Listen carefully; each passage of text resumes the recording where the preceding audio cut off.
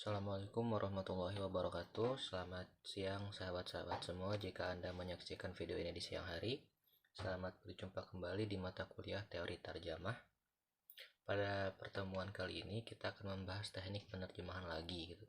Setelah kemarin kita membahas teknik penerjemahan yang kedua yang dibahas oleh kelompok sebelumnya, pada kesempatan kali ini izinkan saya Riki Asir Mubarok beserta sahabat-sahabat saya Ririn Nurul Aini dan Rizky Kamaludin akan sedikitnya membahas tentang teknik penerjemahan yang ketiga. Kita akan membahas pada konsepnya terlebih dahulu gitu. Yang pertama, teknik atau prosedur penerjemahan ini terbagi menjadi dua prosedur gitu. Yang pertama, ada prosedur ekuivalensi budaya. Prosedur ekuivalensi budaya nantinya akan memiliki tiga teknik penjabaran. Yang pertama ada korespondensi, kedua deskripsi, dan yang ketiga ada integrasi. Dan selanjutnya ada prosedur transposisi. Nah, prosedur transposisi ini memiliki 6 teknik penjabaran gitu. Ada transmutasi, reduksi, ekspansi, eksplanasi, transfer, dan substitusi. Nah, kita akan membahas tentang prosedur ekuivalensi budaya terlebih dahulu gitu. Nah, menurut Newmark dalam buku Baker tahun 1992, beliau mengatakan bahwa prosedur ekuivalensi budaya itu melibatkan penggantian item atau ekspresi khusus budaya dengan item bahasa target yang tidak memiliki makna proporsional yang sama. Jadi, ekuivalensi budaya itu sama dengan kesetaraan budaya antara bahasa sumber dan budaya bahasa target. Kalau kita meninjau dari pengertian yang lain, prosedur ekuivalensi budaya ini adalah teknik penerjemahan budaya yang praktik penerjemahannya dengan tetap menghormati dan menunjukkan perbedaan budaya dari bahasa sumber dan bahasa target gitu. Nah, terjemahan ini memecahkan beberapa masalah yang terkait dengan budaya seperti dialek, makanan, dan arsitektur.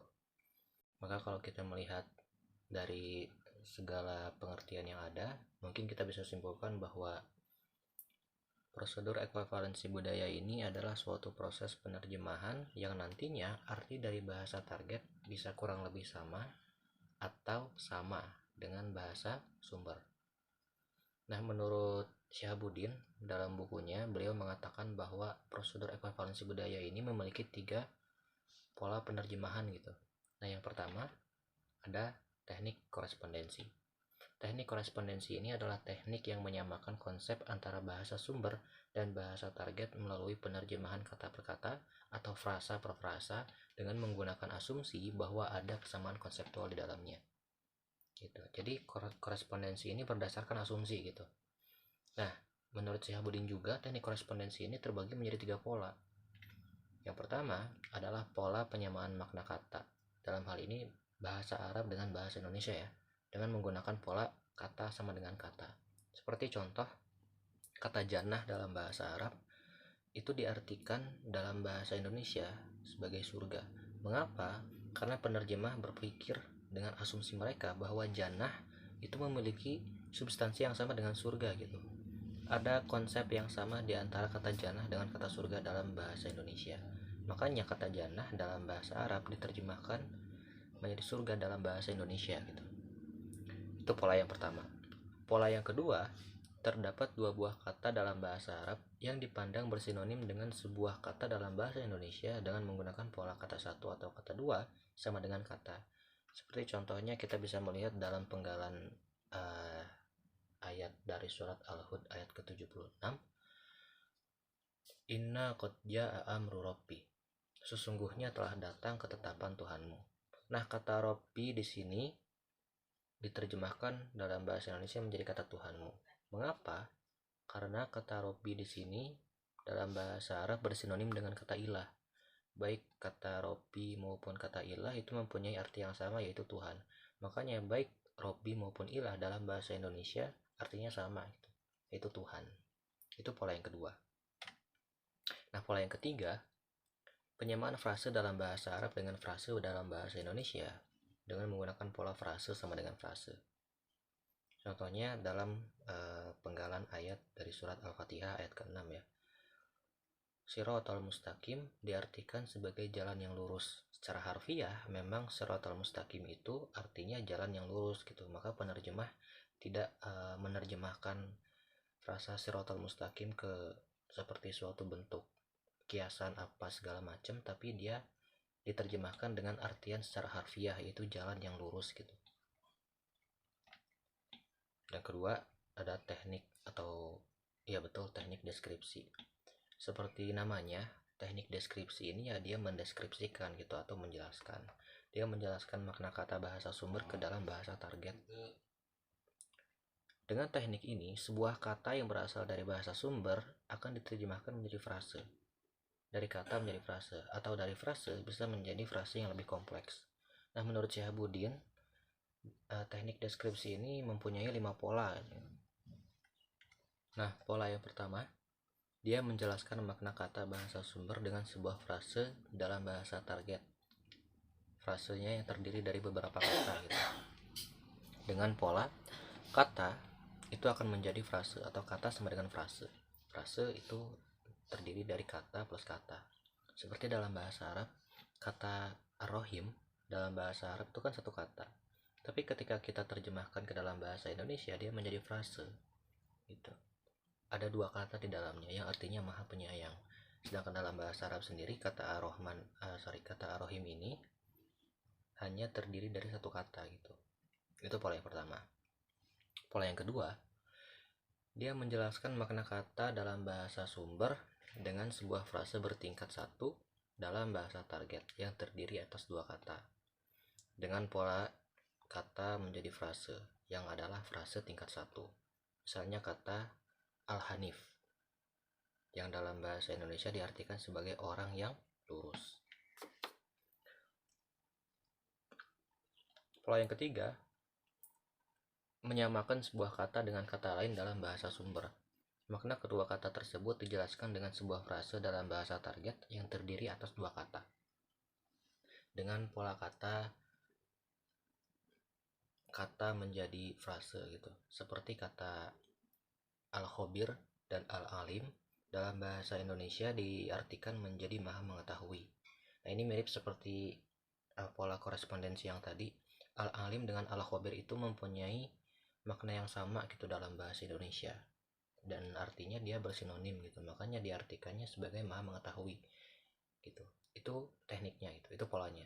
Nah, pola selanjutnya dia mendeskripsikan makna kata dalam bahasa sumber dengan frasa bertingkat 2 dengan pola kata menjadi frase tingkat 1 yang adalah kata sama dengan frase tingkat 2 yang isinya kata plus kata. Seperti kata al-muhsinun yang artinya orang-orang yang berbuat kebajikan. Nah, pola yang terakhir, pola deskripsi yang terakhir, dia mendeskripsikan frase yang sederhana dalam bahasa sumber menjadi frasa yang kompleks dalam bahasa target dengan pola frase menjadi frase bertingkat gitu. Contohnya dalam penggalan Quran surat Ar-Rahman ayat 56, qasir tutorfi, yang apabila diterjemahkan dalam bahasa Indonesia menjadi bidadari-bidadari yang sopan, menundukkan pandangan.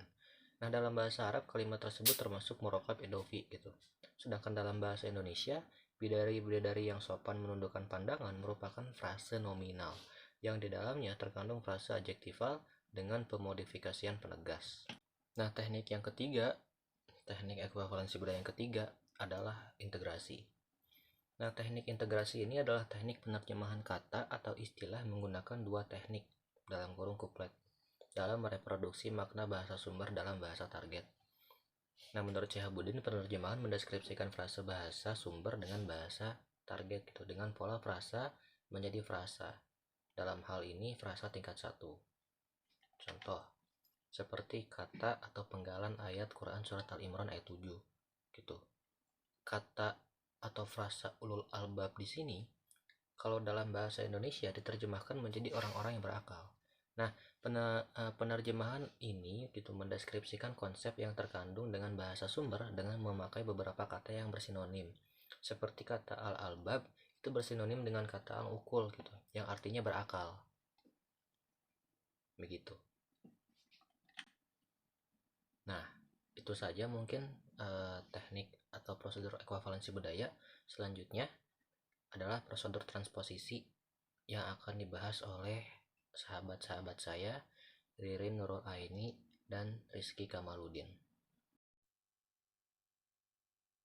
Nah, selanjutnya yaitu pembahasan mengenai prosedur transposisi. Menurut Newmark, prosedur transposisi adalah prosedur penerjemahan yang dilakukan dengan mengubah aspek gramatikal bahasa sumber ke dalam bahasa target. Penggunaan prosedur ini akan melahirkan perubahan fungsi sintaksis dan kategori kata dari bahasa sumber ke dalam bahasa target. Kemudian, prosedur transposisi ini terbagi ke dalam 6 teknik yang mengubah pola urutan fungsi dan kategori sintaksis bahasa Arab dengan bahasa Indonesia. Pengubahan dilakukan dengan cara memindahkan tempat bait dengan mendahulukan ataupun menghadirkan salah satu unit gramatikal. Menurut Shihabuddin, teknik transmutasi ini mempunyai beberapa pola, diantaranya yang pertama ada pola SP berubah menjadi PS. Pemakaian pola ini misalnya terlihat pada Quran surat Ali Imran penggalan ayat ke-7, yaitu yang berbunyi Huwaladzi khalaqakum min tin. Frasa tersebut berpola subjek predikat.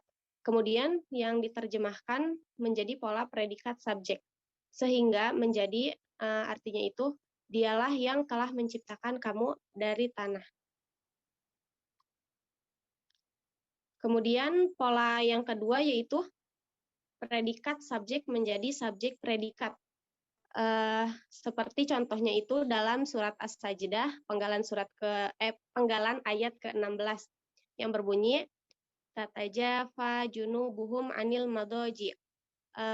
Frasa tersebut bersifat berpola predikat subjek, kemudian diterjemahkan ke dalam bahasa Indonesia menjadi pola subjek predikat, sehingga artinya itu menjadi lambung mereka jauh dari tempat tidurnya. Yang ketiga yaitu pola kata sarana plus predikat menjadi kata sarana plus subjek. Yaitu ada contohnya itu dalam surat Al-Anfal penggalan ayat ke-37 yang berbunyi liyamizallahul khabitha minat thayyib. Frasa tersebut diterjemahkan menjadi supaya Allah memisahkan yang buruk dari yang baik. Dalam bahasa Arab, kata sarana li menyertai predikat yamiza. Kemudian di dalam bahasa Indonesianya setelah diterjemahkan, kata sarana menjadi supaya, kemudian menyertai predikat yaitu Allah. Yang kedua ada teknik transfer. Teknik penerjemahan transfer ini diterapkan dengan cara mengalihkan fungsi sintaksis, kategori, dan kata sarana dari bahasa sumber ke dalam bahasa target berdasarkan asumsi bahwa adanya persamaan sejumlah aspek lingual antara bahasa sumber dan bahasa target. Aspek kesamaan ini antara lain meliputi fungsi, kategori sintaksis, dan kata sarana yang ada pada kedua bahasa yang kemudian memungkinkan penerapan teknik transfer dalam penerjemahan. Jadi teknik transfer ini sama gitu dari bahasa Arab kemudian diterjemahkan ke dalam bahasa Indonesianya juga. Menurut Shihabuddin, teknik transfer mengalihkan fungsi sintaksis, kategori, dan kata sarana dari bahasa sumber ke dalam bahasa target. Dalam hal ini bahasa Arab ke dalam bahasa Indonesia. Pengalihan ini bisa terjadi pada subjek predikat menjadi subjek predikat dan sebaliknya. Kata sarana menjadi kata sarana, nomina dan menjadi nomina, verba menjadi verba, pronomina menjadi pronomina, kata sarana atau frasa menjadi kata sarana atau frasa, frasa nomina menjadi frasa nomina, kata sarana plus predikat menjadi kata sarana plus predikat, dan kata sarana plus subjek menjadi kata sarana plus subjek. Jadi tidak ada perubahan pola. Contohnya bisa dilihat pada penerjemahan surat Al-Baqarah penggalan ayat ke-10, yaitu yang berbunyi fi qulubihim marad, yang diterjemahkan menjadi dalam hati mereka ada penyakit. Pada kalimat ini terjadi pengalihan fungsi sintaksis dari bahasa Arab ke dalam bahasa Indonesia dengan urutan kata yang dipertahankan serta kategori sintaksis yang relatif sama. Kemudian yang ketiga ada teknik reduksi. Teknik reduksi ini merupakan teknik penerjemahan yang dilakukan dengan menghilangkan unsur gramatikal bahasa sumber ke dalam bahasa target. Karena disebabkan jika dipertahankan maka akan kurang bagus terjemahannya.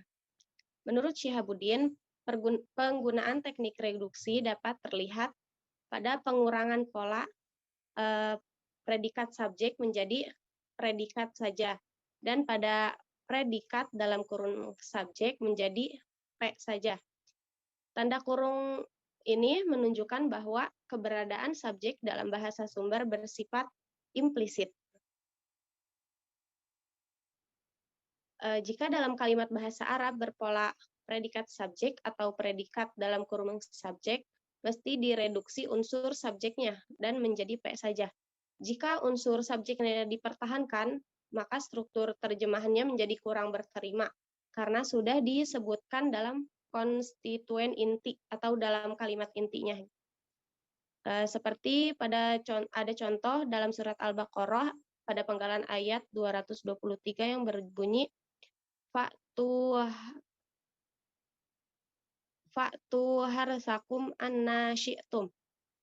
Pada kalimat ini dengan teknik reduksi, frase fa'tu cukup diterjemahkan menjadi maka datanglah, tanpa menghadirkan subjeknya, yakni pronomina persona jamak, sehingga frasa tersebut diterjemahkan menjadi maka datanglah tanah tempat bercocok tanam itu bagaimana saja kamu kehendaki. Mungkin cukup penjelasan dari saya. Dilanjutkan kepada saudara Rizky Kamaludin. Teknik pertama, mengekspansikan keterangan dalam bahasa target dengan mengkonsekuensi penambahan fungsi dan kategori sintaksis. Teknik kedua yaitu penerjemah, mereduksi keterangan dalam bahasa sumber dengan konsekuensi adanya pengurangan unsur linguistik dari bahasa sumber.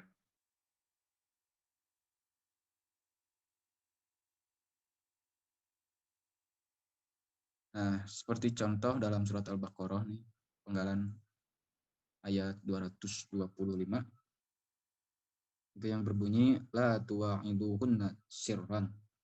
Nah, diterjemahkan dengan menggunakan teknik ekspansi menjadi janganlah kamu mengadakan janji atau kawin dengan mereka secara rahasia.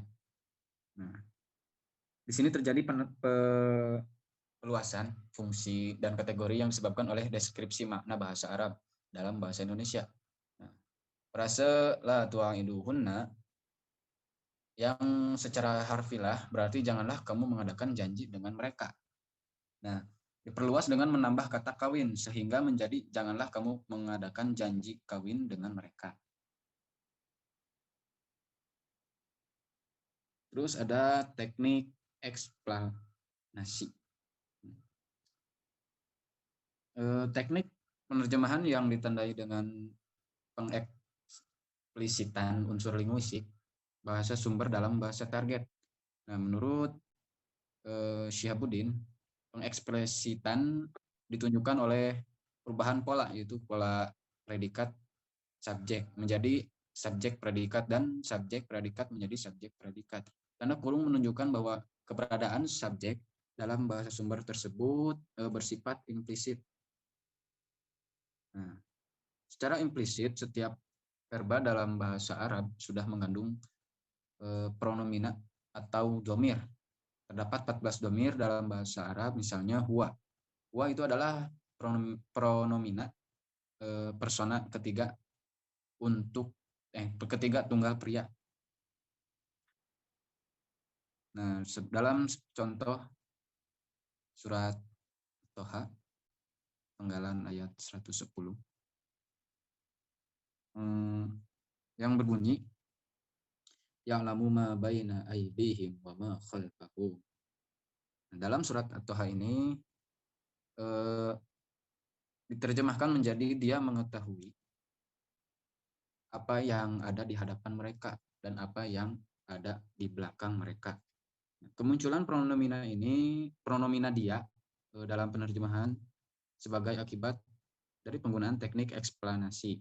Nah, sebab secara implisit verba ya'lamu sudah mengandung pronomina huwa atau dia. Boleh juga penerjemah dilakukan secara mengeksplisitkan pronomina dia dengan memunculkan unsur deiksis yang dirujuknya, yaitu Allah. Dengan begitu penerjemah penggalan ayat ini menjadi Allah mengetahui apa yang ada di hadapan mereka dan apa yang ada di belakang mereka. Terus ada teknik substitusi. Teknik substitusi ini yaitu teknik penerjemahan yang dilakukan dengan mengganti fungsi sintaksis bahasa sumber dengan fungsi lain dalam bahasa target. Terkadang penerjemahan mengganti fungsi sintaksis bahasa sumber dalam bahasa target seperti mengganti objek dengan subjek dan objek dengan keterangan. Teknik ini merekonstruksi struktur bahasa sumber dalam bahasa target seperti tampak pada pengganti predikat menjadi keterangan. Nah, di sini juga ada menurut Pak Syihabuddin, pengganti predikat menjadi keterangan terjadi pada kalimat nominal, baik yang menggunakan kopula maupun tidak, dengan pola predikat subjek yang predikatnya berupa preposisi. Nah, seperti contoh, inna fi dzalika la'ibrah. Nah, yang berpola predikat subjek diterjemahkan menjadi sesungguhnya pada yang demikian itu terdapat pelajaran yang berpola keterangan predikat.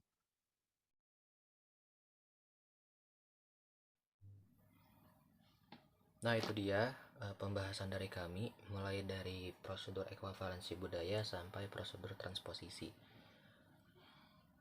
Mungkin itu saja yang bisa kami bahas gitu. Mungkin saya akan mengucapkan mohon maaf gitu apabila ada salah-salah kata atau salah dalam penjelasan gitu. Mohon koreksiannya terlebih kepada yang terhormat Pak Irfan Adriadi gitu. Kami meminta koreksiannya di video Bapak selanjutnya ya, kami tunggu. Terima kasih juga buat sahabat-sahabat semua yang telah menyaksikan video ini. Jangan lupa di subscribe gitu ya. Nggak usah sih sebetulnya karena nggak penting-penting banget, saya juga tidak mengembangkan YouTube gitu. Pokoknya terima kasih lah. Maka akan saya tutup video ini dengan bacaan hamdalah. Alhamdulillahirrabbilalamin. Sekian. Wassalamualaikum warahmatullahi wabarakatuh.